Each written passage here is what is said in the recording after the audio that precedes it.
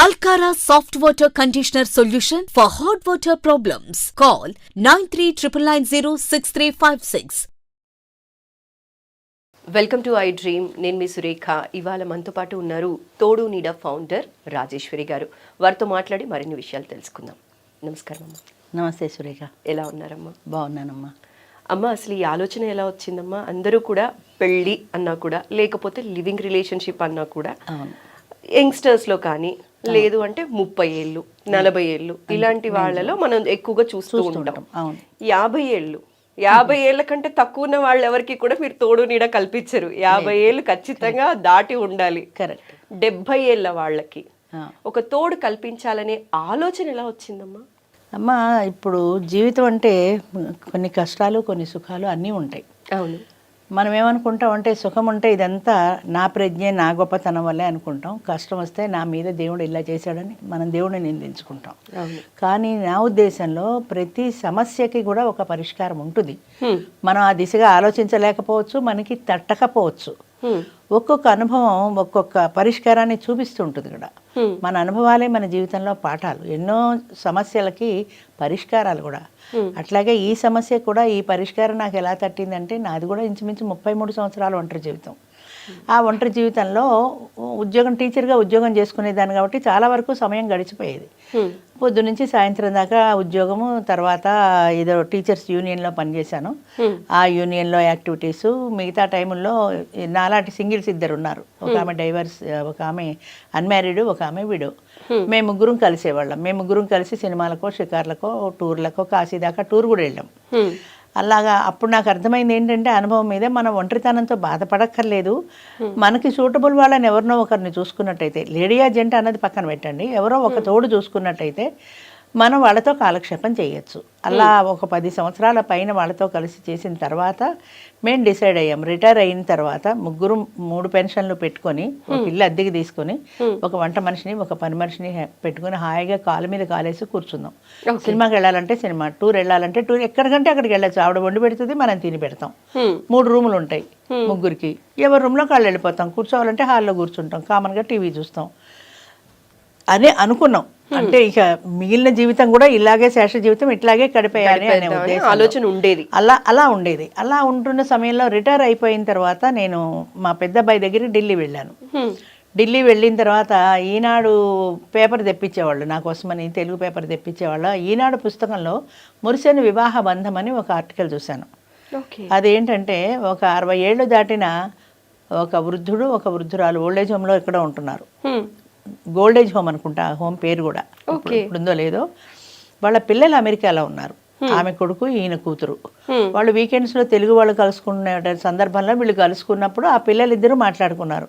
మన పేరెంట్స్ ఇండియాలో ఉండిపోయారు, మనం ఇక్కడ ఉండిపోయాము, వాళ్ళ మంచి చెడ్డలు చూసేవాళ్ళు లేరు, ఎవరైనా ఒక తోడు ఉంటే బాగుండేది అని వాళ్ళు కామన్గా మాట్లాడుకుంటున్నప్పుడు వాళ్ళకి ఐడియా వచ్చింది.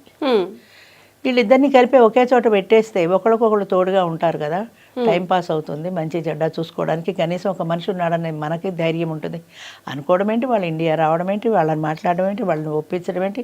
వాళ్ళిద్దరికి పెళ్లి చేశారు. ఓకే. ఆ గోల్డేజ్ హోమ్లోనే. ప్రశాంత్ అనుకుంటా ఆయన పేరు కూడా. కరెక్ట్. గోల్డేజ్ హోమ్ వినడానికే చాలా బాగుంది. అదే అంటే ఇది ఓల్డేజ్ కాదు, వాళ్ళ ఉద్దేశం ఏంటంటే ఇది ఒక గోల్డేజ్.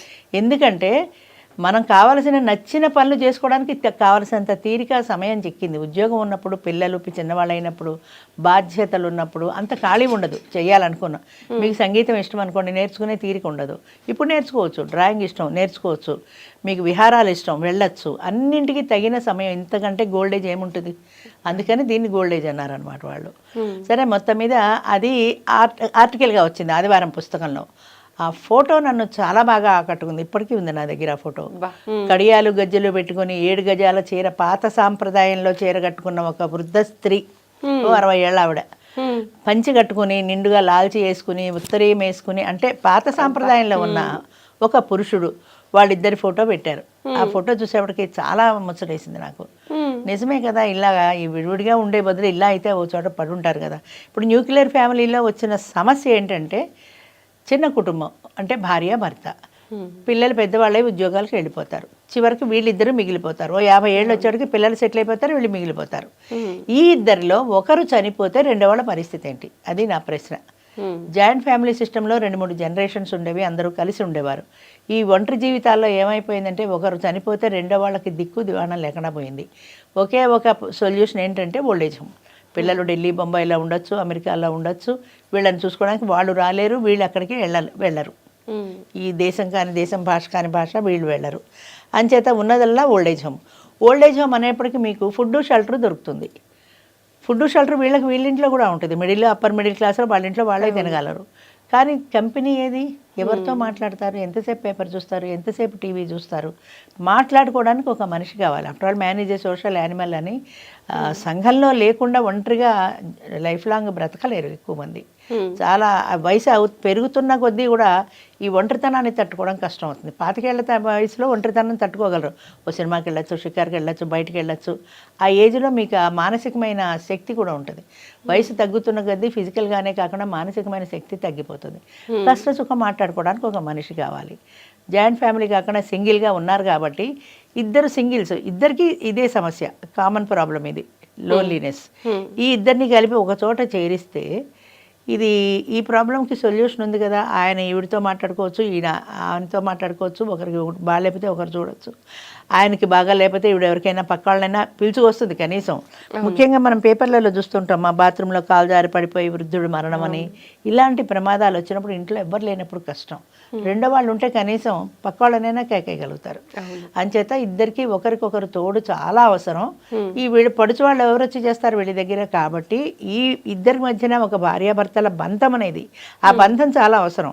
పెయిడ్ అసిస్టెంట్ని పెట్టుకుంటారు డబ్బు ఉంటే, కానీ వాళ్ళకి ఆ ఎమోషనల్ రిలేషన్ ఉండదు కదా. అయ్యో సారి పడిపోయారా అని. వాడు టీవీ సీరియల్ చూస్తూ చప్పుడైనా కూడా లేవడవాడు, వాడికి ఏంటంత ఇది. అదే భార్య అటాచ్మెంట్ ఉండాలి కదా. అదే ఒక ఆయన చెప్పాడు నాకు, ఆయన షుగర్ పేషెంట్, రాత్రిపూట షుగర్ డౌన్ అయిపోయి ఆయన స్ప్రో తప్పిపోయాడు, స్ప్రోలో లేడు. రాత్రి తెల్లవారులు అలాగే ఉన్నాడు, ఒక్కడే ఉన్నాడు, ఎవ్వరు లేరు, ఎవరికి తెలియదు. తెల్లారి తలుపులు పాల్గొట్టేదాకా తెలియదు. ఏమంటే బాగలేనప్పుడు డ్రైవర్నైనా ఇక్కడ పడుకోబెట్టుకోవచ్చు కదా అంటే ఆయన ఏం చెప్పారంటే, అమ్మ వాడు కింద వాడు గురు కొట్టి నిద్రపోతూ ఉంటాడు, నాకు ఏదైనా వస్తే వాడికి ఏం తెలుస్తుంది, నేను లేచి వాడిని లేపితే లేస్తాడు. అదే భార్య అనుకోండి పక్కన పడుకుంటుంది, ఒళ్ళు చల్లబట్టమో ఒళ్ళు వేడెక్కడమో, నేను స్పృహ తప్పిపోవడమో, బాడీ బిర్ర బిగిసిపోవడమో ఏదో ఒకటి తెలిసి ఆమె ఆ స్పర్శతోటి గమనించగలుగుతుంది. అంత బాధ్యత వాడికి ఉండదు కదా. ఎంత కరెక్ట్ అది.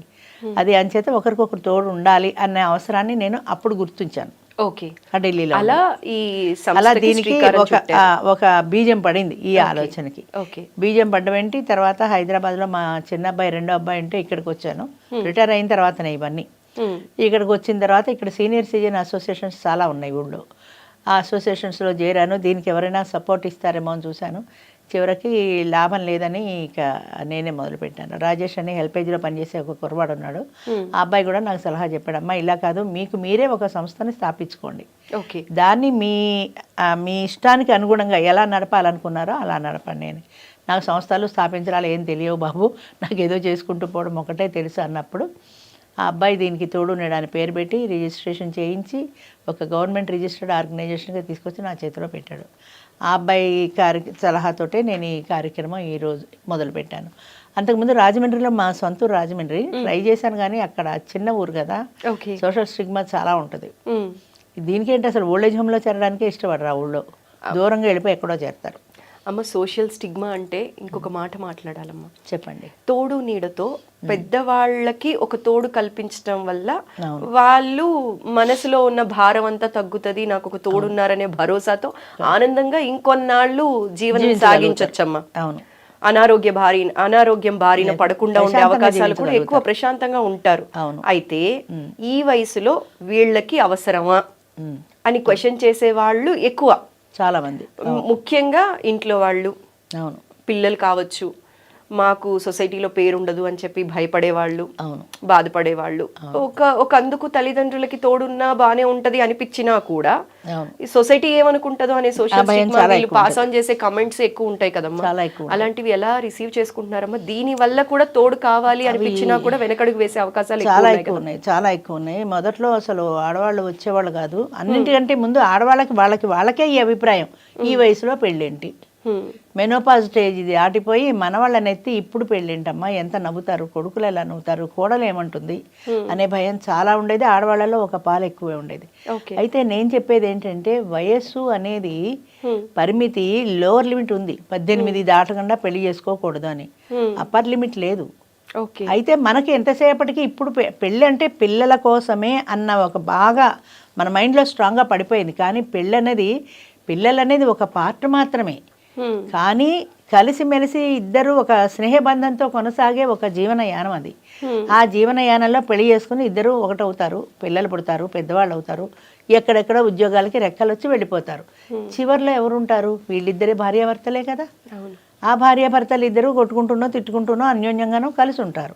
ఆ ఇద్దరిలో ఒకరికి బాగా లేకపోతే రెండో వాళ్ళు బాధ్యతగా చూసుకుంటారు, నా భార్య అని, అట్లాగే నా భర్త అని. అలా కూర్చొని సేవ చేసి మీకు ఎంత డబ్బులు ఖర్చు పెట్టినా ఆ ప్రేమ బయట ఎక్కడా దొరకదు మీకు. పిల్లల దగ్గర ప్రేమ ఉన్నా కూడా వాళ్ళు ఉద్యోగాలు మాని మన దగ్గర ఉండరు, మనం వెళ్ళి వాళ్ళ దగ్గర ఉండడానికి ఇష్టపడట్లా. అలాంటప్పుడు ఒక పర్మనెంట్ సొల్యూషన్, నా ఉద్దేశంలో ఇదొక పర్మనెంట్ సొల్యూషన్. కానీ ఇప్పటికీ చాలా వరకు ఈ 10-12 సంవత్సరాల్లో పిల్లలు కూడా చాలా వరకు మారారు. చాలామంది ఫోన్ చేస్తున్నారు, వాళ్ళ పేరెంట్స్ని మీటింగ్కి వాళ్ళే తీసుకొస్తున్నారు, ఎంతోమంది. There is a lot of change.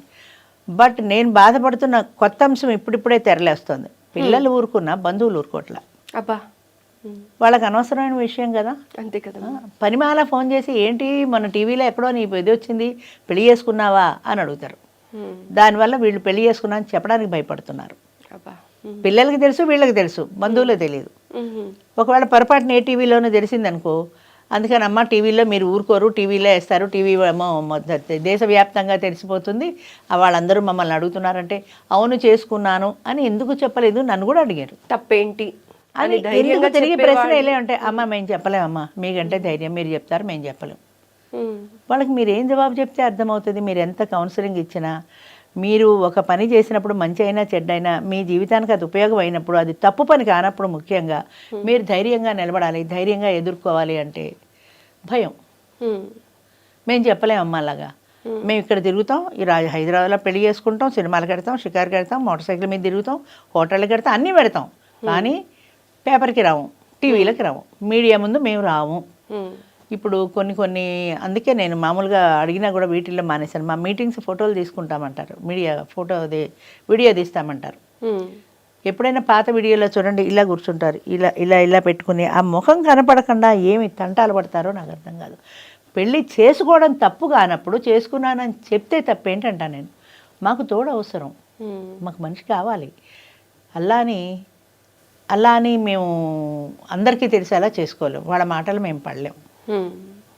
ఈ మధ్యన ఎవరో చెప్పారు, ఏంటి 50 ఏళ్ళకి పెళ్ళి అవసరమా అని ఏదో క్యాప్షన్ పెడితే, అంత ఇదిగా ఉన్నావా నువ్వు పెళ్లి చేసుకోవడానికి అని చాలా వల్గర్గా మాట్లాడారట. ఆ దంపతులు చాలా బాధపడ్డారు. ఎంత కొరుక్కు తినేస్తారు. అమ్మ నేను చెప్తున్నాను, చద్దన్నం తిన్నమ్మ మొగుడాకలు ఎరగదు అన్నట్టు పోగొట్టుకున్న వ్యక్తికి తెలిసిన బాధ దంపతులు ఇద్దరు ఉన్న వాళ్ళకి తెలియదు. ఎందుకంటే వాళ్ళకి అలాంటి అనుభవం లేదు, ఆ ఒంటరితనం బాధ తెలియదు. అంచేత వాళ్ళు తప్పు పడతారు, ఈ వయసులో నీకు పెళ్ళి ఎందుకని. నీకు ఒంటరితనం వస్తే తెలుస్తుంది అనుకోవడం. కానీ ఆ బాధ ఏంటో ఎలా జీవిస్తుంది ఆవిడ? 50 ఏళ్ళకి భర్త చనిపోయి పిల్లలు ఎక్కడికో వెళ్ళిపోయి ఒంటరిగా ఎలా బతుకుతుంది? పాతకాలం మా జనరేషన్లో పెద్ద చదువు సంధ్యలు లేవు, టెక్నాలజీలు తెలియవు, ఎంత కష్టం బ్రతకటం. అది అర్థం చేసుకోరు. బాగాలేకపోతే ఏ పని వాళ్ళ పెట్టుకోవాలి. పనివాడు వచ్చిన రోజు ఉంటుంది, రాని రోజు ఉంటుంది, జ్వరం వస్తుంది, నువ్వు కాఫీ పెట్టిస్తావా? నువ్వు వచ్చి 4 రోజులు బాగాలేకపోతే పోనీ తోడు ఉంటావా? నువ్వు ఉండవు, మీ ఆయన వదిలిపెట్టి నువ్వు రావు. కానీ ఆవిడ మాత్రం ఇలాగే ఏడవాలి అని ఎందుకు అనుకోవాలి? Sadist mentality. తిట్టకూడదు కానీ శాడిస్ట్ మెంటాలిటీ. మీ టీవీ సీరియల్స్లో చూడండి, ఎప్పుడైనా అందరూ సుఖంగా సంతోషంగా ఉంటే రేటింగ్ రాదు. బోల్డ్ కష్టాలు, హీరోయిన్కో ఎవరికో ఎవరికి బోల్డ్ కష్టాలు, ఏడుపులు పెడితే మాత్రం బాగా రేటింగ్ పెరిగిపోతుంది. ఐఎమ్ సారీ ఇలా కామెంట్ చేస్తున్నందుకు, ఎంతో బాధతో చేస్తున్నాను నేను. ఎందుకంటే ఎక్కడో మనకి తెలియని శాడిజం ఉంది మనలో. దానికంటే నేను సంతోషంగా ఉన్నాను కదా అనుకుంటే సంతోషం అనిపిస్తుంది. అమ్మ, అయితే మీరు అంటున్నారు ఎంత పెద్దవాళ్ళైనా, ఎంత వయసు పడిన వాళ్ళకన్నా తోడు కానీ నీడ కానీ అవసరం, తప్పనిసరిగా అనేసి మీరు అంటున్నారు కదా. అయితే ఈ మధ్య కాలంలో చూసినట్లయితే చాలా మంది యువతరం పెళ్లి చేసుకోవడానికి కూడా ఇష్టపడట్లేదు. ఒంటరిగా సంతోషంగా బతకగలం, మాకెందుకు పెళ్లి, పెళ్లి చేసుకుని ఎంతమంది సుఖంగా ఉన్నారు అన్న క్వశ్చన్తో పెళ్లి చేసుకోకుండా మిగిలిపోతున్నారు. అలాంటి వాళ్ళకి మీరు ఇచ్చే సలహా అమ్మ? ఎంతవరకు అవసరం అంటారమ్మా పెళ్ళి? స్ట్రైట్ క్వశ్చన్ అయితే. అది కరెక్ట్ క్వశ్చన్ ఇది. ఎందుకంటే పెళ్ళి అనేది లేకుండా జీవించగలుగుతున్నారు. ఇప్పుడు నాకు రోజు వంట ఇష్టం లేదు, ఎందుకని? ఆల్టర్నేట్ ఉంది బయట. ఇది కాకపోతే హోటల్కి వెళ్ళి తింటాను, స్విగ్గీకి వెళ్ళి తెచ్చుకోగలిగిన ఆల్టర్నేట్ ఉంది కాబట్టి. ఇదే ఒక 50 ఏళ్ల కిందట ఓపిక ఉన్నా లేకపోయినా చచ్చినట్టు ఆ కట్టెల పొయ్యి మీద వండుకు తినాల్సిందే కదా. ఇంకోటి బయట నుంచి భోజనం వచ్చే అవకాశం లేదు. ఇప్పుడు మార్కెట్లో అన్నీ దొరుకుతున్నాయి అనకూడదు, కానీ డబ్బు పెడితే దొరకని వస్తువు లేదు, దొరకని మనిషి లేరు. 100 రూపాయలు టిప్ ఇస్తే ఆఖరికి సర్వర్ కూడా చాలా ప్రేమగా వడ్డిస్తాడు. ప్రేమను కూడా కొనుక్కునే రోజులు వచ్చాయి. అంచేత పెళ్ళే ఎందుకు? పెళ్ళి లేకుండా మన అవసరాలు తీరుతున్నప్పుడు పెళ్ళి ఎందుకు? పెళ్ళి అనే బంధంలో ఉండడానికి ఇష్టపట్టలేదు ఆడవాళ్ళు కూడా. పిల్లల్ని కనడానికి, పెళ్ళైనా కూడా పిల్లల్ని కనడానికి ఇష్టపట్టాల. ఏం చేతంటే పెళ్ళి అనే దాంట్లో సర్దుకోవాలి. ఈ సర్దుకోవడం అనేది చాలా కష్టమైపోయింది. పాత ప్రపంచంలో 50 ఏళ్ళు 100 ఏళ్ల కిందట అయితే సర్దుబాటుతోటే జీవితాలు వెళ్ళేవి. ఒకళ్ళొకళ్ళు పోట్లాడుకున్నా మాట్లాడుకున్నా మళ్ళీ కలుసుకునేవాళ్ళు. ఎమోషనల్ రిలేషన్ ఉండేది.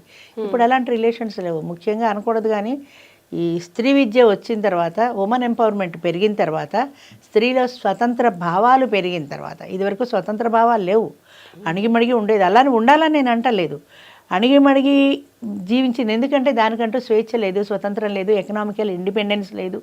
పుట్టింటికి వెడితే వాళ్ళు మళ్ళీ తిట్టి అక్కడికే పంపిస్తారు.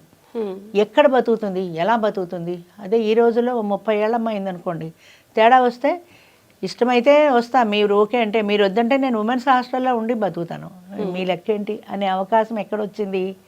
ఉమెన్స్ హాస్టల్ అనేది ఒకటి వచ్చింది కాబట్టి.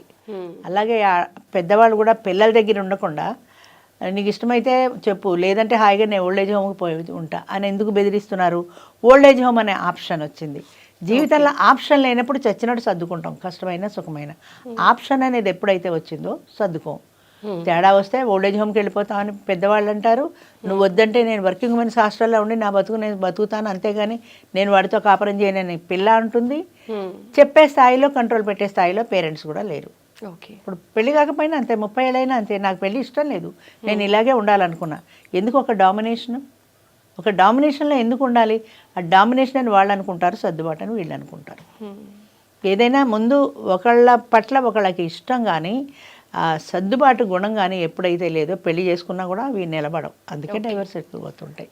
అమ్మ, ఇందాక మనం మాట్లాడినట్టుగా ఒక వయసులో అనిపించకపోవచ్చు నాకు తోడు అవసరం అని. అవును.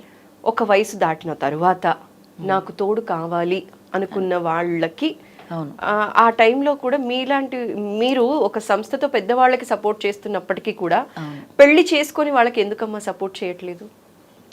పెళ్ళయి డివోర్స్ కారణం ఏంటంటే ప్రజల నుంచి వచ్చే మోసాలు తట్టుకోలేకమ్మా. ఓకే, ఇప్పుడు ఇందులో కూడా డైవర్స్ సర్టిఫికెట్ లేదండి, 2 రోజుల్లో వస్తుంది, 4 రోజుల్లో వస్తుంది అంటారు. అది నమ్మి మీరు ఇచ్చారనుకోండి, డైవర్స్ రాలేదనుకోండి, రేపొద్దున ఆవిడ నా మీద వేయచ్చు, లేదా అదేంటి ఆర్గనైజేషన్ మీద వేయచ్చు, డైవర్స్ రాకుండానే పెళ్లి చేసేసారు వాళ్ళు అని. ఇలాంటివి కూడా జరుగుతున్నాయి. బోలెడు అవన్నీ అయిన తర్వాత అది మిస్యూజ్ చేస్తున్నారు. మా దాంట్లోకి వచ్చి ఇంకా ప్రమాదం ఏంటంటే, ఒక పెళ్లి చేసుకుంటారు, ఆయన చనిపోయాడు, ఆ డెత్ సర్టిఫికేట్ ఇచ్చి వస్తారు. ఈ మధ్యలో ఇంకొక ఎఫ్ఐఆర్ ఏదో నడుస్తుంది, అది అలాగే ఉంచుతారు, దాన్ని చూపించరుగా మనకి ఇది ఒకటే చూపిస్తారు. ఇక్కడికి వచ్చి ఈ ప్రయత్నం చేసుకుంటారు, ఆ ఎఫ్ఐఆర్ చెడిపోయింది, మళ్ళీ ప్రయత్నం చేసుకుంటూ ఉంటారు. ఇక్కడ చేసుకుంటున్నప్పుడు ఎవరి ద్వారానో మనకు అది తెలుస్తుంది. వాళ్ళు ఆల్రెడీ ఒక ఎఫ్ఐఆర్ నడుపుతున్నారని. అమ్మ, మరి అది ఉండగా నువ్వు ఇందులోకి రాకూడదు కదా అంటే, మీకు నేను సర్టిఫికేట్ ఇచ్చాను కదా, నువ్వు సర్టిఫికేట్ ఫస్ట్ హస్బెండ్ ఇది ఇచ్చావు, ఈ సెకండ్ ఎఫ్ఐఆర్ 3-4 ఏళ్ళు పెళ్లి చేసుకుని వీటితోటి, అదే పెళ్ళి అంటే నీకు రిజిస్టర్ మ్యారేజ్ కాకపోయినా దండలు మార్చుకొని సూత్రం కట్టుకొని 4 ఏళ్ళు ఆయనతో కాపురం చేసి ఇప్పుడు నువ్వు దాచిపెట్టి రావడం తప్పు కదా. దాని కూడా మీకు ఎందుకంటే, మీకు నేను డెత్ సర్టిఫికేట్ ఇచ్చానా లేదా అంతే.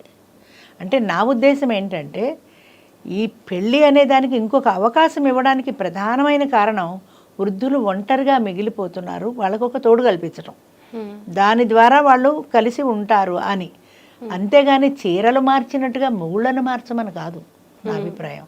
అంటే అంత స్ట్రాంగ్గా చెప్తే కానీ అర్థం కాదని చెప్తున్నాను. ఒక అవకాశం ఇచ్చినంత మాత్రాన మనం అలాగా మార్చుకుంటూ వెళ్ళిపోతే బ్రోతలకి మనకి తేడా ఉండదు కదా. ఒక అవకాశం ఇచ్చామంటే ఇక 10 తీసేసుకోవడం అని, టేక్ ఇట్ ఫర్ గ్రాంటెడ్ లాగా. ఒకవేళ అది ఫెయిల్ అయింది అనుకో, ఇది మన కర్మ అనుకుని భరించాల్సింది. ఇది కూడా చేయడానికి కారణం ఏంటంటే చట్టం ఒప్పుకుంది.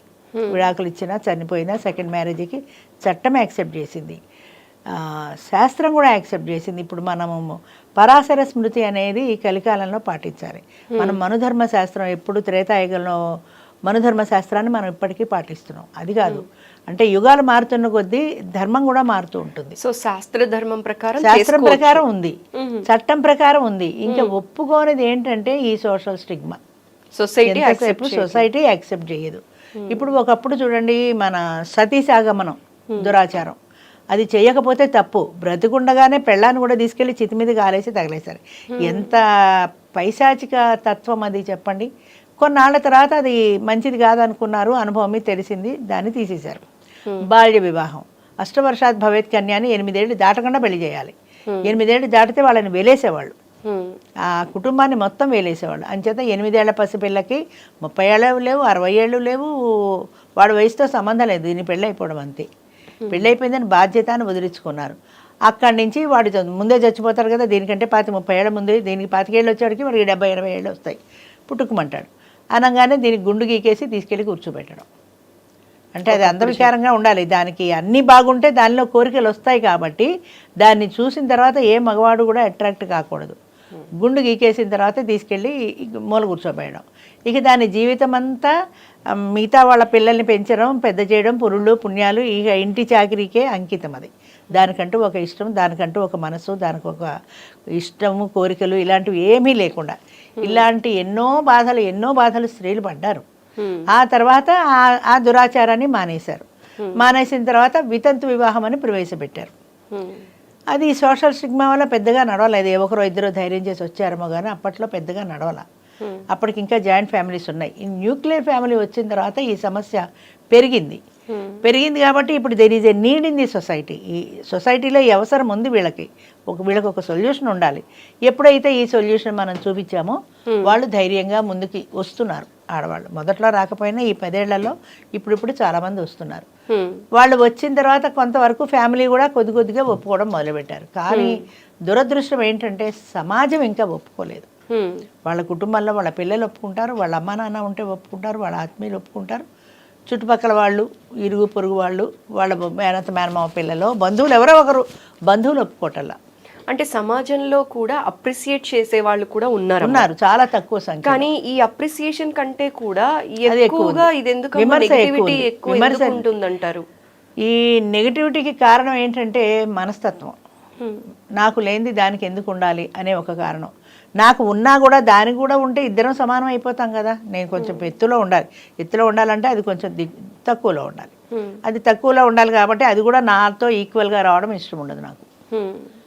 అందుకని ఏదో ఒక రకమైన అసూయో ఎందుకు. ఇప్పుడు మా దాంట్లో ఇప్పుడు డబ్బుని వాళ్ళు ఎవరైనా పెళ్లి చేసుకుంటామన్నారు అనుకోండి, అందంగా ఉన్నవాడు ఎవడైనా పెళ్లికి ముందుకు మిగతా వాళ్ళ అమ్మాయిని చెడగొట్టేస్తారు.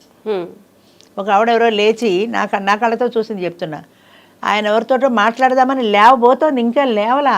ఆ పక్క ఏం బాగున్నాడే కూర్చో అంది, కూర్చుండిపోయింది. అదేంటే నువ్వెందుకు ఆ వయసులో కూడా ఇష్టాలని చంపేసుకుంటున్నారు పక్క వాళ్ళ మాట విని. నీకు ఇష్టమైతే నువ్వు మాట్లాడని చెప్పినా కూడా వద్దు మేడం అని డ్రాప్ అయిపోయింది. ఎందుకని అది వద్దు అన్న తర్వాత దాని వద్దన్న దావాన్ని నేను ఎలా చేసుకుంటా? పక్కాడు వద్దని చీర పక్కన పడేస్తే ఆ చీర నాకు ఇష్టమని నేను తీసుకోలేను. పక్కాడు వద్దంది కాబట్టి నాకు వద్దు, నాకు ఇష్టమైనా సరే వద్దు, అంతే. ఈ మెంటాలిటీస్ మాంటల. ఈ సోషల్ స్టిగ్మాలో ప్రధానంగా కసి, పగ, అమ్మ అనకూడదేమో కానీ నేటి ప్రపంచంలో ఇది నాకు సంబంధించినంత వరకే ఆలోచన, కానీ మిగతా వాళ్ళ గురించి ఆలోచించాను. నిన్న రాత్రి ఆవిడెవరో 2ంటికి కాల్ చేసింది, టైంతో సహా ఉంది, మీకు చూపిస్తాను. రాత్రి 2 గంటలకు. అమ్మో, ఏదో అర్జెంట్ ఏమో అనుకుని కంగారు పడి ఎవరో అనుకొని మనం ఫోన్ ఎత్తుతాం. ఫోన్ ఎత్తే అమ్మ తోడు నీడ ఏం చెప్పాలి ఆవిడకి? రాత్రి 2 గంటలకి ఫోన్ చేసే ముందు నీకు నిద్ర పట్ల బాగుంది, కానీ అవతల వ్యక్తి నిద్రపోయే టైం అన్న ఆలోచన ఉండట్లా, అంటే నాకు పట్టలేదు అంతే. ఆ అర్ధరాత్రి ఆవిడకి అనిపించిందేమో ఆవిడకి తోడు కావాలి. నిజమే, రాత్రి 2 గంటలకు పంపిస్తే నేను ఏమైనా పోస్ట్లో తోడు పంపిస్తానా స్విగ్గీ లాగా? దానికి ఒక పరిమితి ఉంటుంది కదా. రేపు పొద్దున మాట్లాడకూడదా? రాత్రి మాట్లాడితే రాత్రి నీ సమస్య తీరే సమస్య. నీకు పట్టలేదు నిజమే, కానీ అవతల నిద్ర ఎందుకు చెడగొడతావు? అదంతే. అలా ఎన్నో వస్తాయి కాల్స్. ఇలాంటివి కూడా మీరు ఫేస్ చేస్తూ? 1 కాదు 2 కాదు. ఎంతో నేను యూట్యూబ్లో కూడా పెట్టాను, దయచేసి పర్టికులర్ టైమింగ్స్లో ఫోన్ చేయండి అంటే రాత్రి 7, 8, రాత్రి 7, 8 ఇప్పుడు 8 కదండి అయిందని జవాబు కూడా ఎదురు. అంటే ఏంటి, నేను తప్పు చేశాను అనిపించట్లా. రాత్రి 8 గంటలకి ఫోన్ చేయొచ్చా, ఒక ఆఫీస్ టైంలో అంటూ ఉంటాయి కదంటే. మీకు ఆఫీస్ లేదుగా, ఆఫీసులో అయితే నా పర్సనల్ పనులు ఉండవా, నాకు ఇంటి పని వంట పని నా ఫ్యామిలీ ఉండదా, ఏదో టీవీ సీరియల్ చూస్తుంటాం, ఆ టైంలో ఫోన్. పక్క వాళ్ళు విసుక్కుంటారు కదా, వాళ్ళకి విసిగే కదా. ఇలాంటి సమస్యలు ఎన్ని ఎదుర్కొన్నా కూడా ఇది నడపాలి కాబట్టి చివరికి నాకు కూడా తిట్టడం అలవాటు అయిపోయింది. అలా నీ స్విచ్ ఆఫ్ చేసుకుంటే అది వేరే కాల్స్ కూడా మిస్ అవుతాను, అందుకని తిట్టడం అలవాటు అయిపోయింది. ఇన్ని బాధలు పడుతున్నా కూడా విమర్శలు వస్తూనే ఉంటాయి, దాన్ని లెక్క చేయడానికి ఇంకా ఇంకా పెరుగుతున్నాయి. అదే చెప్తున్నా, ఒక సమస్య తీరితే ఒక సమస్య పెరుగుతోంది. పిల్లల నుంచి సమస్య తీరింది, చాలా వరకు పిల్లలు యాక్సెప్ట్ చేస్తున్నారు. ఫ్యామిలీ సమస్య తీరింది, వాళ్ళు యాక్సెప్ట్ చేస్తున్నారు. కానీ బంధువులు యాక్సెప్ట్ చేయట్లా. నీకు అవసరమా ఇప్పుడు తిని పడుకోక? నేను ఒకటే ప్రశ్న అడుగుతా, ఈ ఊళ్ళో ఉన్నవాడికి ఎక్కడో ఉన్నవాళ్ళు ఫోన్ చేసి ఇది నీకు అవసరమా అని అడుగుతారు. అవసరమే అంటున్నాను నేను. ఈవిడికి కోవిడ్ వచ్చింది, ఎవరు చూస్తారు? లేదా ఒక 15 రోజులు హెల్త్ బాగాలేదు, ఎవరు చూస్తారు? ఎవరో గుక్కడి కాఫీ తెచ్చి పోస్తారు, ఎవరో ఒక ట్యాబ్లెట్ తెచ్చి ఇస్తారు. నాకు జవాబు చెప్పండి. మీ ఊళ్ళో మీరు కూర్చొని మీ ఫ్యామిలీతో మీరు హ్యాపీగా ఉంటూ ఇది నీకు అవసరమా అన్నప్పుడు ఈవిడ అవసరాలు ఎవరు తీరుస్తారు? నేనున్నాను తీర్చడానికి అని చెప్పండి. రండి, మీ సంసారం వదిలేసి ఇక్కడ కూర్చోండి, ఆడైనా మగైనా సరే. ఆవిడ కజిన్ కావచ్చు, తమ్ముడు కావచ్చు, రా, నువ్వు నీ భార్య పిల్లలు వదిలేసి వచ్చి కూర్చుంటావా? కన్నా పిల్లలు కూడా రాలేరమ్మా, ఎవరైనా సరే కొంతవరకే పరిమితి ఉంటుంది. ఆవిడ పిల్లలు, ఆవిడ చదువు, ఆవిడ భవిష్యత్తు వదులుకొని ఎన్ని రోజులు రాగలుగుతారు? అదెందుకు అర్థం చేసుకోరు? ఆ బాధ ఎందుకు అర్థం చేసుకోరు? ఎవడైనా బయటవాడు వచ్చి సహాయం చేస్తే ఊరుకుంటారా? అమ్మో పాతివిరచ్చి మంట కలిసిపోతుంది, పక్కింటాడు కూడా వచ్చి సహాయం చేయకూడదు. అమ్మ పెట్టేది అడుక్కు తినానివ్వదని నువ్వు చెయ్యవు, ఇంకోళ్ళని చేయనీయవు. మరి ఎలా మాట్లాడినా కూడా ఒంటరి మహిళ మీద నిందలు పడుతూ సహజంగా పడతాయి. పడడానికి అవకాశాలు కూడా ఎక్కువ. ఉన్నా లేకపోయినా సరే ఒక మాట ఒకళ్ళు అంటే కేర్ చేయకుండా వదిలేసింది అనుకోండి, అది అల్లల్లల్లా ఒరే మీ చెల్లెళ్ళు ఎలా చేస్తోంది రో అని ఎవడోడు పనిమాల ఫోన్ కూడా చెప్పడం, వాడు అక్కడి నుంచి దీనికి ఫోను అవమానంగా భావిస్తారు. ఏం చేస్తారు? ఈ ఒంటరి మహిళ కదా, భయపడుతుంది, సహజంగానే భయపడుతుంది. రేపు పొద్దున్న ఏదైనా వస్తే వాడు చూడడేమో, ఈ వాడు చూడలేదు మన్ని రేపు చూస్తాడని ఏంటి గ్యారంటీ? అందుకనే మన మనిషి అనేవాడు మనకొకడు ఉంటే, మన మనిషి అనేది మనకొకడు ఉంటే ఒకళ్ళని యాచించాల్సిన పని లేదు కదా. ఆ బాధతోటే ఇది ప్రవేశపెట్టాను. అమ్మ మీరు అన్నారు మన మనిషి అని చెప్పి ఒకళ్ళు ఉంటే బాగుంటుంది అని అన్నారు. ఇక్కడ వరకు బాగానే ఉందమ్మా. ఒక ఆధారం కోసం ఒక మనిషిని వెతుక్కుంటారు, వాళ్ళతో జీవితాన్ని కొనసాగిస్తారు. అయితే మళ్ళీ అక్కడ ఏదైనా బెడిసి కొట్టింది అనుకోండి, ఆ టైంలో వాళ్ళు అసలు తీసుకోగలరా అమ్మ? అంటే ఒక ఆశతో వెళ్ళి ఏదైనా బెడిసి కొడితే పరిస్థితి ఏంటమ్మా? ఇప్పుడు నూతిలో దూకుతావా గోతులో దూకుతావా అన్న పరిస్థితిలో ఉన్నారు ఒక వ్యక్తి. అంటే ఆయన భార్య భర్తనో చనిపోయాడు, పార్ట్నర్ లేడు, ఒక్కటి బతకలేకపోతుంది. ఒంటరిగా అయినా ఇలా జీవితం అంతా బతకాలి, లేదా ధైర్యం చేసి ఏదో ఒక తోడు తీసుకుని బతకాలి. ఆ తోడు చివరిదాకా గ్యారంటీగా మంచిగా చూసుకుంటుంది అన్న గ్యారంటీ కూడా లేదు కదమ్మా. ఇప్పుడు మనం పెళ్లి చేసుకుంటున్నాం కానీ ఇష్టపడింది, కానీ అవతల వ్యక్తి సరిగా చూస్తాడో లేదో, రిస్క్ ఉంది కదా. ఆ రిస్క్ వదిలే పోనీ, వద్దు నా జీవితం ఇంతే అని పోనీ సుఖంగా ఉన్నావా ఎప్పుడైనా? ఇప్పుడు లేవు కదా. అందుకే అంటున్నా, ఇది నుయ్యి అది గొయ్యి. నువ్వు ఒంటరిగా జీవిస్తే ఇన్ని బాధలు ఉన్నాయి. ఒంటరి మహిళవని వంకర చూపులు వస్తాయి, ఒంటరి మహిళవని అవతల వాళ్ళు తీసుకుంటారు. ఒంటరి మహిళ కాబట్టి ఒక ఆవిడ చెప్పింది, బంధువులు 5 నిమిషాలు ఆవిడ ఇంట్లో ఉండనియరట. ఆవిడ ఇంట్లో ఆవిడని, మా అమ్మాయికి బాగాలేదు, కొంచెం ఒక్కదానిమే ఉన్నావుగా, నాకు తోడరా, కొంచెం హెల్ప్ చేయి. మా అమ్మాయికి పురుటి రోజులు హెల్ప్ చేయి, మా అబ్బాయికి ఇంకోటి హెల్ప్ చేయి. అంటే ఇది ఖాళీ టికెట్ కాబట్టి ప్రతి వాళ్ళు పిలవడమే. అయ్యో పాపం అని ఎడుతుంది, నేను ఒంటరి మహిళని, రేపొద్దున వాళ్ళు నాకు సాయం చేయాలి కదా అని. రేపొద్దున చేస్తారో మాంతారో కానీ ముందు ఈవిడ సాయం చేయాలి. చేయడం అవసరమే, కానీ నీ జీవితాన్ని వదిలిపెట్టుకొని కాదు కదా.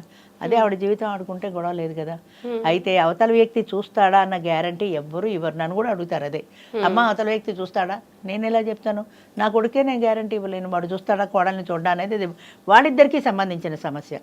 ఇది మీ ఇద్దరికీ సంబంధించిన సమస్య, మీ అడ్జస్ట్మెంట్. నువ్వు ఇవాళ సినిమాకి రమ్మంటే రాలేదు కదా అని ఆయన నన్ను సినిమాకి రమ్మంటే రాలేదు, నన్ను బాధ పెట్టాడంటే దానికి నేను గ్యారంటీ ఇవ్వలేను కదా. మీ సర్దుబాటులో ఉంటుంది. ఎవరి జీవితమైనా అంతే. పిల్లల పెళ్ళికి తల్లిదండ్రులు కన్నెదారి పోసినా కూడా వాళ్ళ జీవితం సుఖంగా అవుతుందనే గ్యారంటీ ఎవ్వరు ఇవ్వలేవరమ్మా. అది వాళ్ళ అడ్జస్ట్మెంటు, అది వాళ్ళ అదృష్టం, వాళ్ళ తలరాత అంతే. ఒక ప్రయత్నం చేస్తున్నాం అంతే. మరి అదృష్టం బాగుండి హ్యాపీగా ఉన్న వాళ్ళు ఉన్నారు. 10 ఏళ్ళ 72 ఏళ్ళకి ఆయన పెళ్లి చేసుకుంటే 62 ఏళ్ళ 72 ఏళ్ళకి పెళ్లి చేశారు. ఆయన 62 ఏళ్ళ స్త్రీని పెళ్లి చేసుకుంటే ఎంత అద్భుతమైన కథ అది. శ్రీహరి గారి ఇంటర్వ్యూ ఉంది, తమ సోమ జ్యోతిర్గమయ అని యూట్యూబ్లో కూడా ఉంది. ఆయనకి షుగర్ ఉంది, బీపీ ఉంది, రోజు నిద్ర మాత్రలు వాడతాడు నిద్ర పట్టక. అంతకు మించి రాత్రి పగలు డ్రింక్ చేస్తాడు. భార్య పోయిన తర్వాత లోన్లీనెస్ పోగొట్టుకోలేక రాత్రి పగలు డ్రింక్ చేసే మనిషి షుగర్ కంట్రోల్కి వచ్చింది, బీపీ కంట్రోల్కి వచ్చింది, నిద్ర మాత్రలు మానేశాడు, మంచిగా నిద్ర పడుతోంది. అన్నిటికంటే ఆశ్చర్యకరమైన విషయం, అసలు డ్రింక్ మానేశాడు. అద్భుతం. అది అసలు సాధారణంగా ఎవరికి జరగదు. అది కొద్ది రోజులు నడుస్తోంది, కంటిన్యూ అవుతోంది. ఆవిడ కూడా ఎప్పుడూ డ్రింక్ గురించి అడగలేదు, మామూలుగా తాగుతున్నాడు.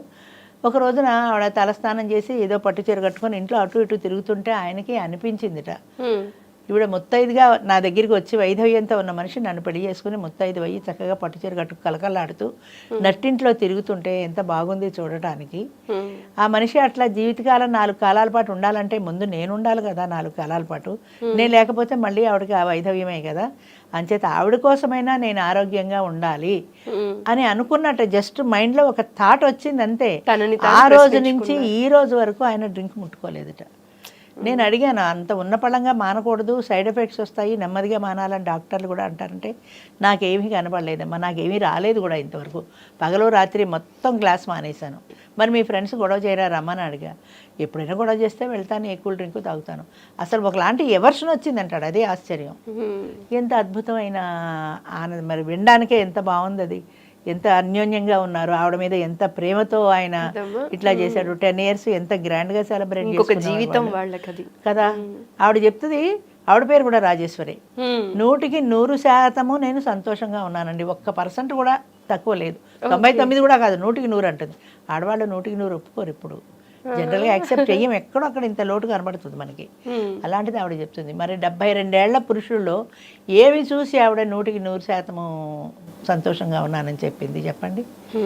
ఇంకొక జంట ఉన్నారు, ఆవిడ కన్వర్టెడ్ క్రిస్టియన్, ఆయన నార్త్ ఇండియన్.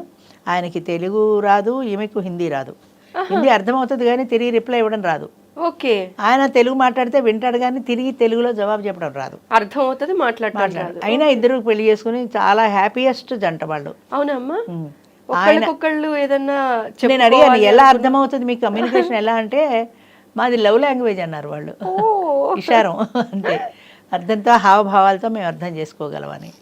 ఆయన రోటీ మానేశాడు, నాన్ వెజ్ మానేశాడు. ఈవిడ కన్వర్టెడ్ క్రిస్టియన్ బ్రాహ్మణ్ కదా, ఇవి నాన్ వెజ్ తినదు. ఓకే. ఇంకోటి కూడా ఏదో మానేశాడు, సిగరెట్ మానేశాడు.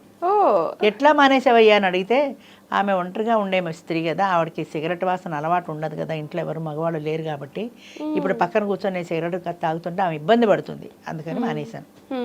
సరే, నాన్ వెజ్ ఎందుకు మానేసావు? ఆవిడ బ్రాహ్మణ్ లేడీ కదా అండి, ఆవిడ నాన్ వెజ్ తినదు. ఆవిడ పక్కన కూర్చొని నేను చేప ముళ్ళే ఎరుకుంటూ ఇట్లా తింటుంటే ఆమె అసహించుకుంటుంది. ఇష్టమైన వాళ్ళ కోసం ఇష్టమైనవి వదిలేయటం. అంటే ఆయన కూతురు అడిగింది, రోటీ ఎందుకు మానేశాడో అడగండి అని. ఆవిడకి చేయడానికి కష్టమేమో. కాదు, రోటీ మానేయాల్సిన అవసరం ఏమొచ్చిందయ్యా అంటే, ఆయన ఏం చెప్పాడు తెలిసిన, ఆవిడ అన్నం కలిపి మెత్తగా వండి చంటి పిల్లలకి వండినట్టు పిసికి ముద్దలు చేసి పసిబిడ్డకు తినిపించినట్టు నా నోటికి అందించి తినిపిస్తుంటే, నాకు ఈ రోటీ గట్టిగా ఉందమ్మా, ఇప్పుడు తినాలనిపించట్లేదు అన్నాడు. అసలు ఆ ప్రేమకి మీరు చెప్పగలుగుతారా? ఎన్ని కథలు అలాంటివి మరి, ఎన్ని. అది కాక ఆయన అసలు పెళ్లి కూడా ఆయన భార్యని పోలికల్లో ఉందని చేసుకున్నాడు ఆవిడ్ని.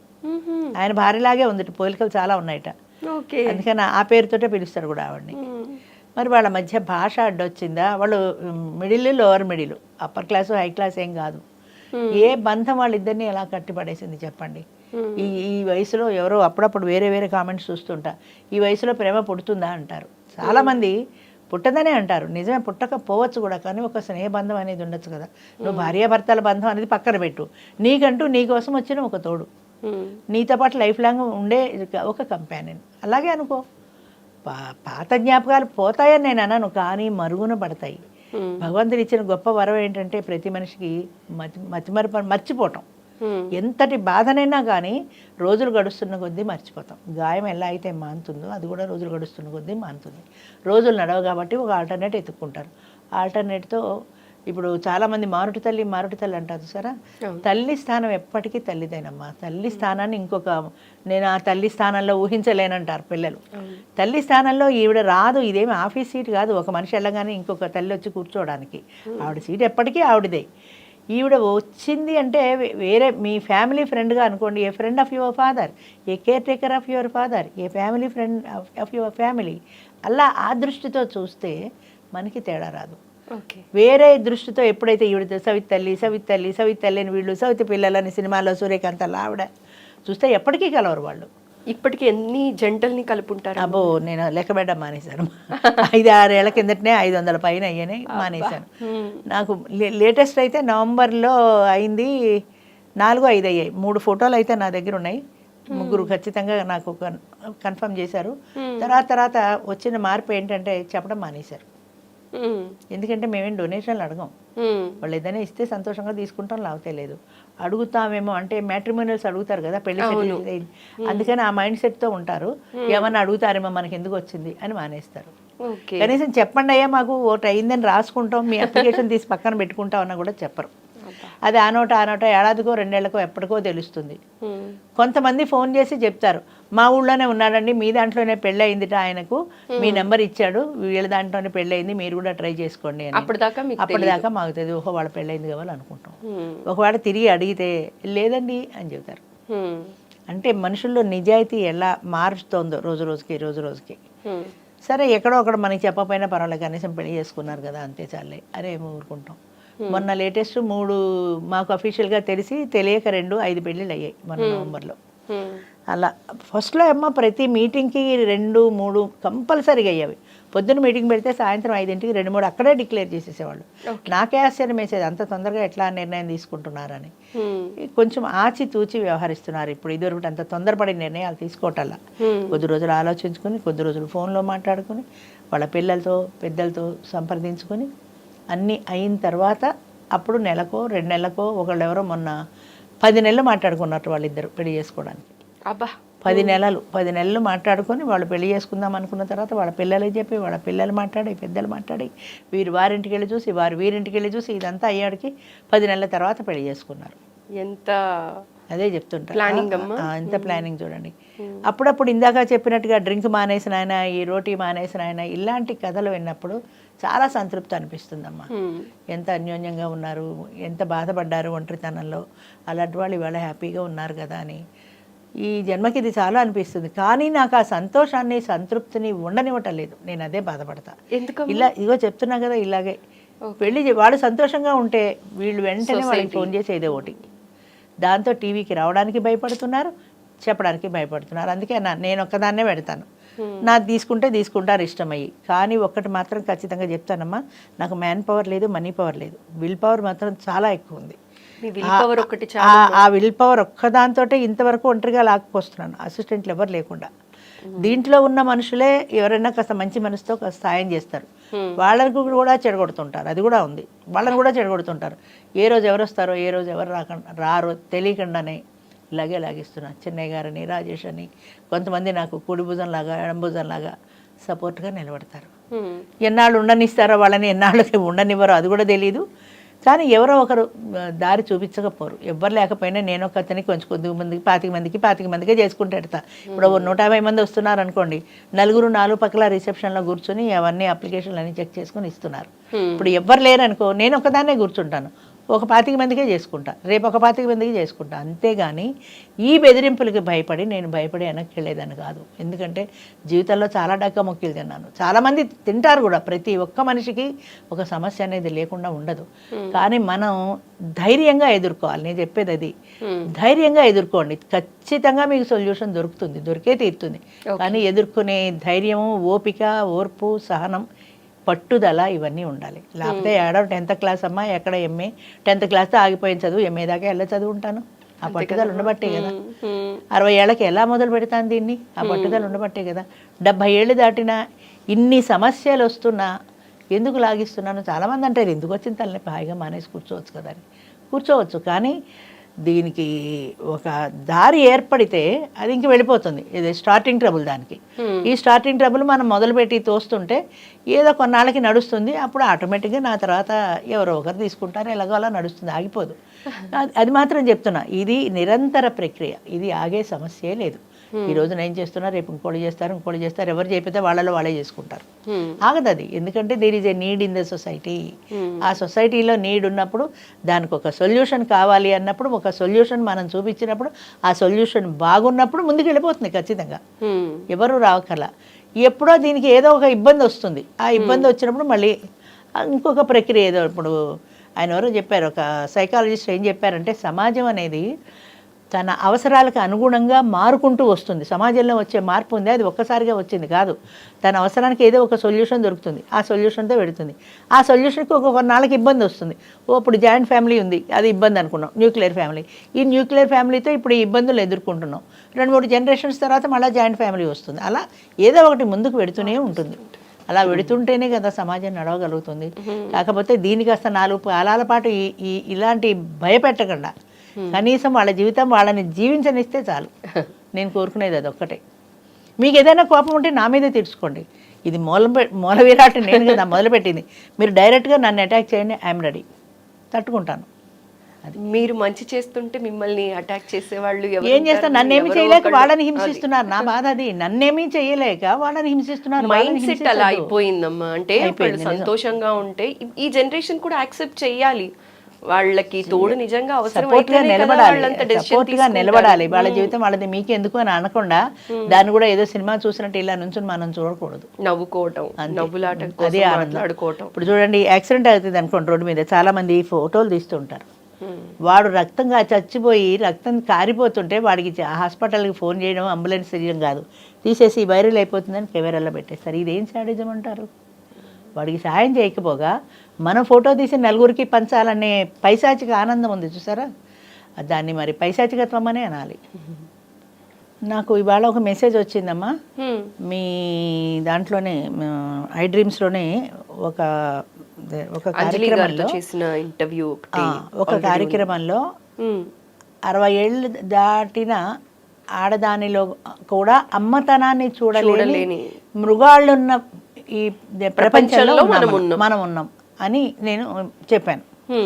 దానికి ఇవాళ ఒక ఆయన స్టేట్మెంట్ పెడుతూ, అలాంటి తప్పుడు ఇవి ఇవ్వకూడదు, మీరు అలాంటి యాంటీ సోషల్ ఎలిమెంట్స్కి సంబంధించి మీరు ఎప్పుడు చెప్పకండి, అది చాలా తప్పు అని అన్నారు. ఓకే, అది ఏ రకంగా తప్పు?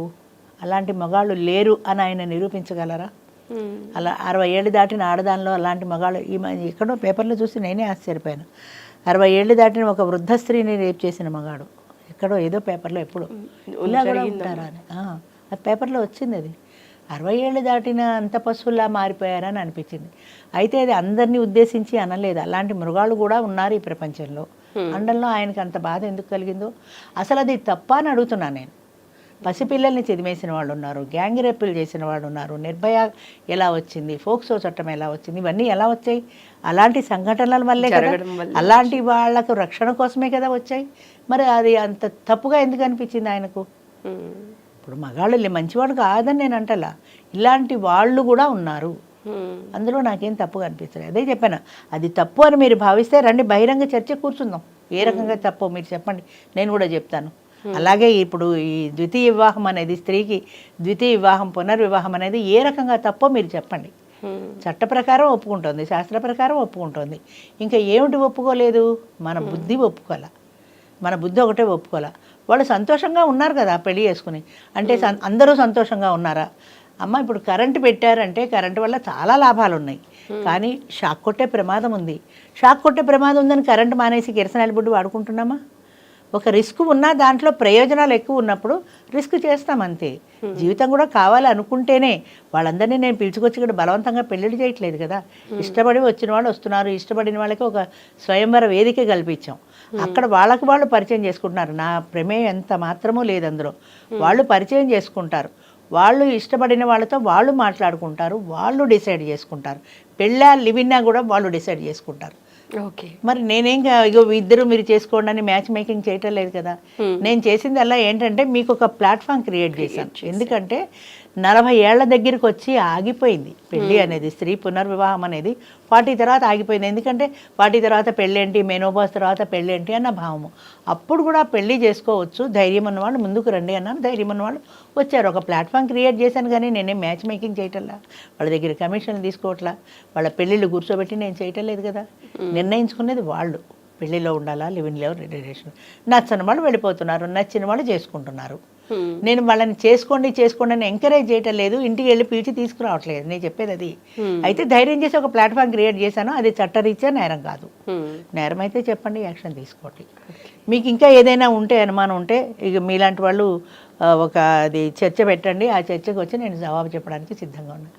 70 ఏళ్ళు దాటిన ఆడదాన్ని ఇంత బహిరంగంగా నేను ఛాలెంజ్ చేసి పిలిచి చెప్తున్నాను అంటే నాలో ఎంత ధైర్యం ఉండాలి. జవాబు చెప్పే పరిస్థితుల్లో లేరమ్మా, మీరు ఆదర్శంగా నిలిచారు, ఒక మంచి పని చేశారు, కానీ గొప్ప పనికి చెయ్యనివ్వటం లేదే, అది నా బాధ.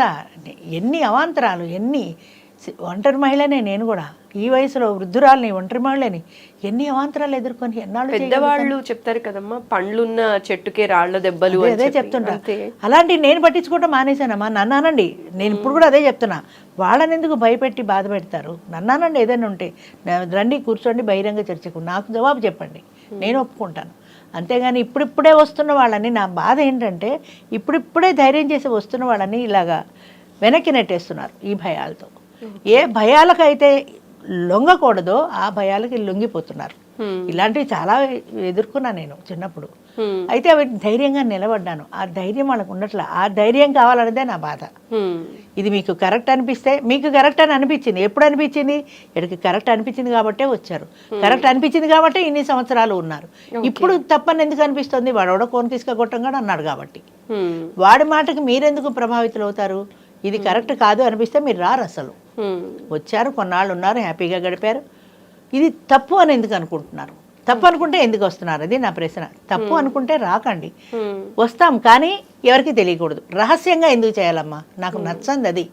ఈవెన్ లివింగ్ రిలేషన్ కూడా మనం పబ్లిక్గా మనం క్రియేట్ చేసి, మీరు చేసుకునే వాళ్ళు లివింగ్ రిలేషన్లో ధైర్యంగా ఉండండి అని మనం చెప్తుంటే, లేదండి మేము ఉంటాము కానీ రహస్యం ఎవరికి తెలియకూడదు, మేము ఉంటాం కానీ ఫోటోలకి రాము, మేము ఉంటాం కానీ మీడియా ముందుకు రాము, మేము ఇద్దరం కలిసి ఉంటాం, సినిమాలకు వెళ్తాం, షికార్లకు వెళ్తాం, బజార్లు వెళ్తాం, కానీ మీడియాలో రాకూడదు అంటే ఎక్కడో ఏమోలో నీలో తప్పన్న గిల్టీ ఫీలింగ్ ఉంది. నేను చెప్పేది అది.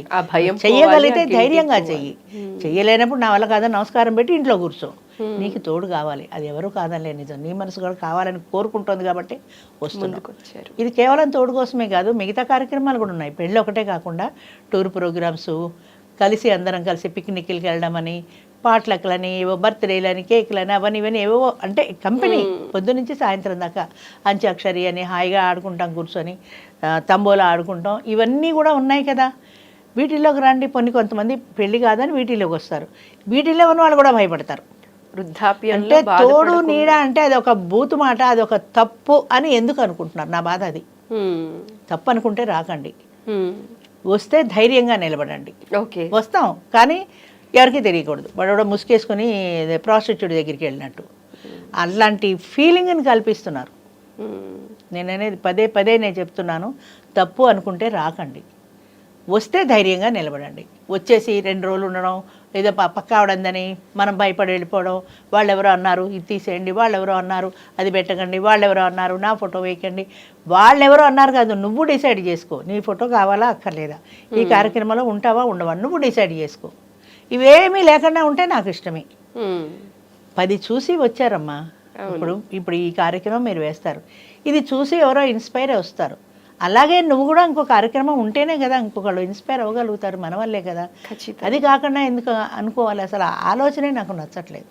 ఇదేదో తప్పు పని చేస్తున్నామన్న ఫీలింగ్ నేను అది సహించలేకపోతున్నాను. ఏ ధైర్యంతో అయితే ముందుకు వచ్చానో. ఈ ఇంటర్వ్యూ చూసిన తర్వాత అయినా అందరూ ధైర్యంగా ముందుకు రావాలి. ఆ గిల్టీనెస్ కానీ ఆ భయాలు అపోహలు ఉండకూడదు. సొసైటీ కూడా వాళ్ళని యాక్సెప్ట్ చేసి వాళ్ళు మార్గాన్ని అప్రిషియేట్ చేయాలి. మీరు సొసైటీ అప్రిషియేట్ చెయ్యలేకపోతే మీ దారిని మీరు, ఇప్పుడు నేనున్నానమ్మా ఈ కార్యక్రమానికి వచ్చానా, నన్ను ఎంతమంది వేలేశారో తెలుసా? చాలామంది. 15-20 సంవత్సరాలు నేను ఒక స్కూల్లో పనిచేశాను, రాజమండ్రి దగ్గర స్కూల్లో. దాంతో ఆ స్కూల్తో నాకు చాలా అనుబంధం, చాలా పాఠాలు, నేను నా జీవితంలో ఉండే పాఠాలన్నీ నేను అక్కడ చాలా నేర్చుకున్నాను. ఒక ప్రత్యేకమైన అభిమానం. ఆ స్కూల్ అన్నా, ఆ టీచర్లన్నా, ఆ స్టాఫ్ అన్నా, వాళ్ళందరూ వాట్సాప్ గ్రూప్ పెట్టుకున్నారు. అందులో నేను ఏదైనా పెడితే నాకు జవాబు కూడా ఇవ్వరు. ఓ పండగ గ్రీటింగ్స్ పెట్టినా అంటే వెలేసారు. ఎందుకమ్మా మీరు అంత అభిమానించిన వ్యక్తులు మిమ్మల్ని ఈ పని వల్ల అంతమంది వాళ్ళు కూడా అభిమానంగానే ఉండేవారు.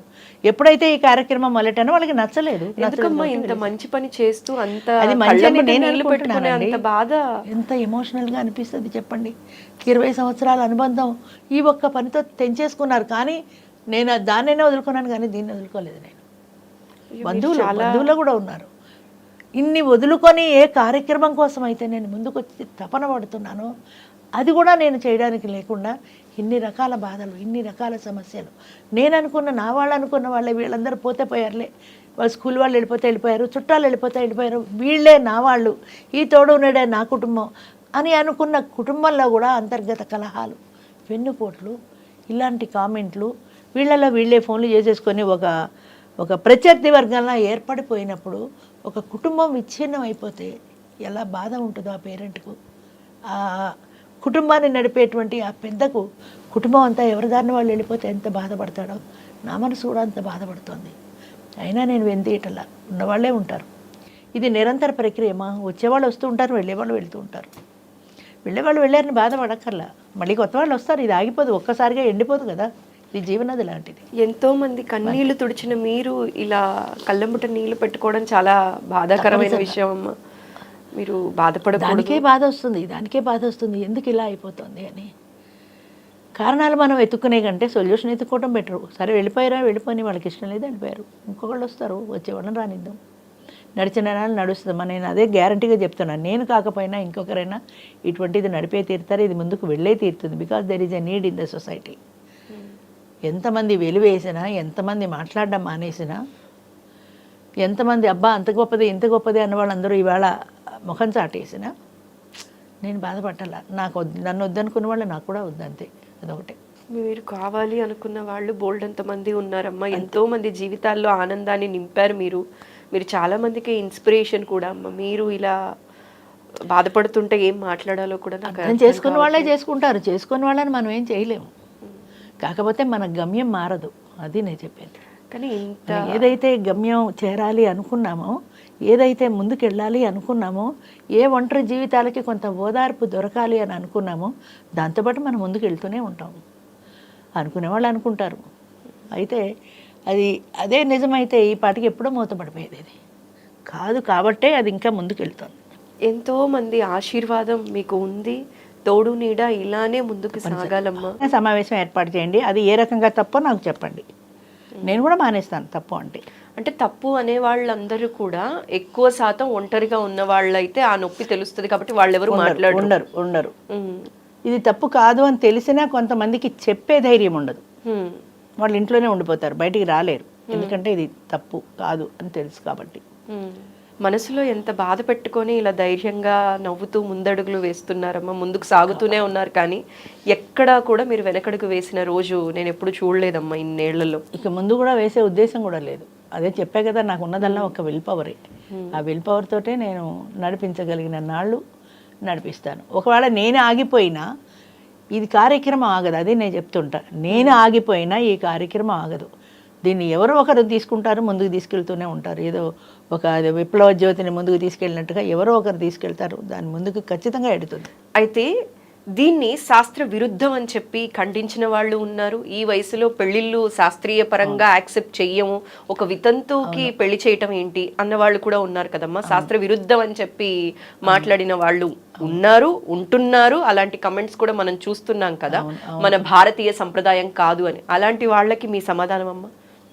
అసలు స్త్రీ వివాహం, పునర్వివాహం సంప్రదాయ విరుద్ధం అన్నవాళ్ళు ఎవరండి? మగాడు 3 పెళ్ళిళ్ళు చేసుకోవాల్సింది అది సంప్రదాయమా? మగవాడు 3 పెళ్ళిళ్ళు చేసుకోవచ్చా? 3 ఏంటి, 4, 5 ఇంకా సాగితే ఎన్ని పెళ్ళిళ్ళైనా చేసుకుంటారు. 70 ఏళ్ళు వచ్చినా మగవాడికి పెళ్ళికి అర్హత ఉన్నప్పుడు ఆడదానికి ఎందుకు లేదండి? స్త్రీ పురుషులు ఇద్దరు సమానమనే అన్నారు కదా. మనకి శాస్త్రం ఏంటంటే సగం తెలుసు, సగం తెలీదు. మిడిమిడి జ్ఞానంతో మనం నడుస్తున్నాం. మనకి నచ్చింది శాస్త్రం సాంప్రదాయం అని తీసుకుంటున్నాం, నచ్చని దాన్ని వదిలేస్తున్నాం. ఇప్పుడు మీరు ఫర్ ఎగ్జాంపుల్ తీసుకోండి, సాంప్రదాయం, ఇది మన సాంప్రదాయం కాదు. మన సాంప్రదాయం ప్రకారం అన్నీ పాటిస్తున్నామా? అన్నీ పాటిస్తే మీరు ప్యాంటు కాదు పంచి కట్టుకోవాలి, క్రాఫ్ కాదు పిలక పెట్టుకోవాలి. ఎందుకు పెట్టుకోవట్లా? పొద్దున్నే రోజు మీరు సంధ్యావందనం మార్చాలి. వారుస్తున్నారా?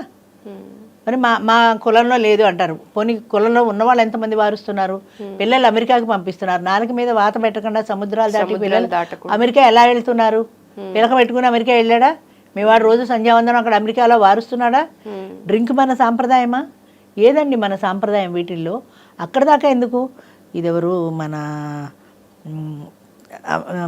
తల్లిదండ్రుల్ని పూజించాలి ఎప్పటి నుంచో వింటున్నాం. కావిట్లో మోసిన శ్రవణుడి గురించి కథలు విన్నాం. అలా సేవించాలి, తల్లిదండ్రులకి ప్రదక్షిణం చేస్తే భూ ప్రదక్షిణం చేసినట్టే ఇన్ని చెప్తున్నాము. ఈ తల్లిదండ్రులు అనాథల్లా ఓల్డేజ్ హోమ్లో ఎందుకు ఉన్నారు? అసలు ఓల్డేజ్ హోమ్ మన సాంప్రదాయమా?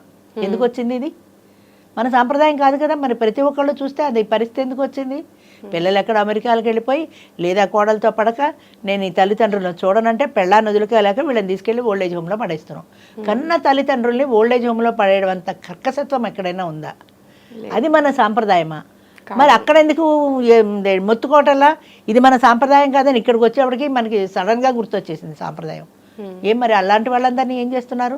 అవన్నీ దానికోసం ఒక విప్లవం తీసుకురండి. తల్లిదండ్రుల్ని తీసుకొచ్చి పూజించండి అని చెప్పి తీసుకొచ్చి ఇంట్లో పెట్టి చూపించమనండి. మీరు ఒక కమిటీగా ఫామ్ అవ్వండి. అవేమీ చేయం. ఈ ఒక్క దాంట్లో వచ్చేసేసింది. ఎందుకని అలా సంకుచితంగా ఆలోచిస్తారు?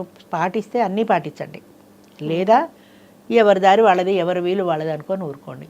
మళ్ళీ చెప్తున్నాను, చట్టం కానీ శాస్త్రం కానీ వ్యతిరేకం కాదు దీనికి. మనకి సగం తెలిసి సగమే నేర్చుకున్నాం కాబట్టి సగమే మనం తెలుసుకుంటున్నాం, సగమే పాటిస్తున్నాం. స్త్రీకి అత్యున్నతమైన గౌరవం ఇచ్చారమ్మా. రాముడు అదెవరు మన స్వర్ణసీతను పెట్టుకొని యాగం చేశాడు అని వింటున్నాం. స్త్రీకి ఎంత గొప్ప స్థానం ఇచ్చారు అంటే భార్య లేనిదే భర్తకు పీటల మీద కూర్చునే అర్హత లేదు అంటే అంత సమానత్వం ఇచ్చారు.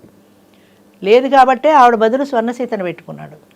అలాంటివి మనం చూసుకోము. స్త్రీని పూజించేది ఏదైనా ఉంటే దాన్ని మనం చూడం. వాడు పెళ్లి చేసుకోవాలంటే కూడా అర్హత లేదు, దానికి కూడా కొన్ని రూల్స్ నియమాలు ఉన్నాయి, అవన్నీ పాటిస్తేనే.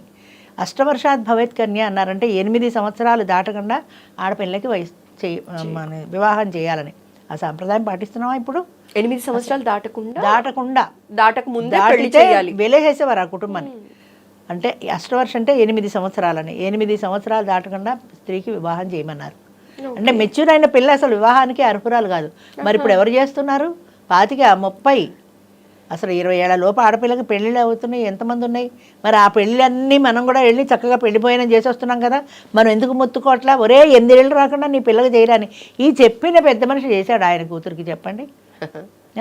అప్పుడు గుర్తురాలా నీకు సాంప్రదాయం? 8 ఏళ్ల పిల్లకి పెళ్లి చేయమన్నారు కదా, అది ఎందుకు చేయట్లా? దానివల్ల కొన్ని నష్టాలు వచ్చాయి. ఆడపిల్లలు దాన్ని ఏమంటారు, యంగ్ విడోస్ అయిపోతున్నారు, బాల వితంతువులు అయిపోతున్నారు. వాళ్ళ జీవితం అంతా ఇలా అయిపోతుంది అనుకున్నాం. ఆ అనుభవంతో మళ్ళీ దాన్ని మార్చుకున్నాం. అమెండ్మెంట్స్ మార్చుకుంటూ ఉంటాం. రాజ్యాంగానే ఎన్నోసార్లు మార్చుకున్నాం. అలాంటప్పుడు జీవితంలో కష్ట నష్టాలు వస్తున్నప్పుడు అమెండ్మెంట్స్ వస్తున్నాయి, మారుతున్నాయి.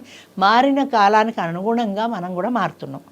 మారిన కాలానికి అనుగుణంగా మారకుండా మీరు ఆ పేడ పిడకలతోటే బొగ్గులతోటే పొయ్యి పెట్టుకొని వంట చేసుకోవట్లా. ఆ రోజుల్లో అలా చేశారు. ఈ రోజుల్లో గ్యాస్ స్టవ్లు, ఎలక్ట్రిక్లు. అంటే మీరు ఎప్పుడైతే ఆధునికతకు అనుగుణంగా, అవసరాలకు అనుగుణంగా మనుషులు మారుతున్నారు, అవి మారుతున్నాయి. అంతేతే ఈ సాంప్రదాయాలు కూడా ఒకప్పుడు మారే. మనుధర్మశాస్త్రం ఏమో త్రేతాయుగంలో, పరాశర శాస్త్రం ఏమో కలియుగంలో అని ఒక్కొక్క యుగానికి ఒక్కొక్క శాస్త్రం అమెండ్మెంట్స్ చేసుకుంటూ వచ్చారు. రాముడు ఏకపత్ని వ్రతుడు, మరి కృష్ణుడు అష్టభార్యలు. అలానే ఇది తప్పంటారా? ఇక్కడ ఈ జన్మలో ఈ ద్వాపర యుగంలో ఇది చెల్లింది, రాముడి కాలంలో అది చెల్లింది. కలియుగం అంచేత కలియుగంలో వేరు. ఎప్పటికప్పుడు శాస్త్రాలు అనుగుణంగా మారుతున్నాయండి. అది మనకు తెలియదు. అది తెలియక ఎప్పుడుదో ఒక బొట్టు తెలిసిందని అదొకటి పట్టుకున్నాం. నా స్త్రీ స్వాతంత్రం అర్హతి అంటారు. స్త్రీకి స్వతంత్రం లేదు, నిజమే. దానిపైన ఇంకా 3 ఉన్నాయి కదా. చిన్నప్పుడు బాల్యంలో తండ్రి దగ్గర, యవ్వనంలో భర్త దగ్గర, వృద్ధాప్యంలో కొడుకు దగ్గర నా స్త్రీ స్వాతంత్రం అర్హతి. ఇది 4వది. ఈ పై 3 చూసినప్పుడు ఇది 4వది. స్వాతంత్రం లేదు. కానీ వీడు ఎవడో చూడకపోతే ఏం చేస్తుంది? అదేంటి, మొగుడు విడాకులు ఇచ్చి వెళ్ళిపోతే కొడుకు ఓల్డేజ్ హోమ్లో పడేస్తే ఏం చేస్తుందండి ఆడది? ఈ 3 పాటిస్తే 4వది. ఇది ఒక్కటే పట్టుకుంటాం అంతే. నా స్త్రీ స్వాతంత్రం అర్హత, నీకు అర్హత లేదు. ఈ అర్హత లేకపోవడానికి ముందు ఇంత సెక్యూర్డ్ ప్లేస్లో ఉన్నప్పుడు దానికి స్వతంత్రం అవసరం కూడా లేదు. అది లేనప్పుడు ఆడది బయటికి రావాలి, తప్పదు. అన్ని రకాలు ఉంటాయమ్మా, అది తెలిస్తే చెప్పారమ్మా. అంటే మనసుకి నచ్చాలి, స్వీకరించాలి, అవతల వాళ్ళ ఆనందంగా ఉంటే చూడగలిగే మనసు ఎప్పుడైతే ఉంటుందో ఇవేవి అడ్డు కాదు. కాదు, ఖచ్చితంగా కాదు. ఇంతెందుకు, పాపం పుణ్యం అని 2 రకాలు పెట్టారు. మన భయపెట్టడానికో నిజమో అబద్ధమో, నువ్వు మంచి పని చేస్తే పాపం డెఫినేషన్ ఏంటి, పుణ్యం డెఫినేషన్ ఏంటి? మంచి పని చేస్తే పుణ్యం, చెడ్డ పని చేస్తే పాపం. అది చెడ్డ పని ఏ రకమైన పనైనా కానీ, ఒకళ్ళని హింసించినా ఒకళ్ళని బాధించినా అది పాపం అనే చెప్తున్నారు కదా. తెల్లారితే ఎంతమందిని మనం ఏడిపించుకు తింటున్నాం? పాపం అంటే తెలిసి పాపం చేస్తున్నాం కదా. మరి మంచి పని చేసి పుణ్యం చేయొచ్చుగా. అక్కడ లేదు ఈ పాప పుణ్యాల ప్రసక్తి. ఇక్కడ పాపం చేసేసి 100 రూపాయలు తీసుకెళ్ళి కుండీలో వేసేస్తే అది పుణ్యం అయిపోతుంది. ఈ పాపం బ్యాలెన్స్ పోతుందని ఉద్దేశం. ఆయనకి ఒక డబ్బులు పడేసేస్తే, ఒక అష్టోత్తరం చేసేస్తే పుణ్యం అయిపోతుంది. ఈ ఏదో పాపిష్టి పనులు చేయడం ఎందుకు, దాన్ని కాంపెన్సేట్ చేసుకోవడం ఎందుకు? కానీ తెలియని విషయం ఏంటంటే, ఈ పాపం బ్యాలెన్స్ ఈ పాపమే, ఈ పుణ్యం బ్యాలెన్స్ ఈ దీన్ని దాన్ని కాంపెన్సేట్ చేయదు. ఈ పాపం అంతా ఈ రౌరవాద నరకాలు ఇక్కడ మనం అనుభవించవలసిందే. ఇది అయిన తర్వాత ఆ పుణ్యం ఏమన్నా ఉంటే నువ్వు అనుభవిస్తావు. ఇది దాంతో పోదు. అది అర్థం కావట్లా. బెచ్చగాడికి ఒక పావలా డబ్బులు వెయ్యము, ₹1 డబ్బులు వేయము, హుండీలో 100 రూపాయలు వేస్తాం. హుండీలో 100 రూపాయలు వేస్తే పుణ్యం వస్తుందని.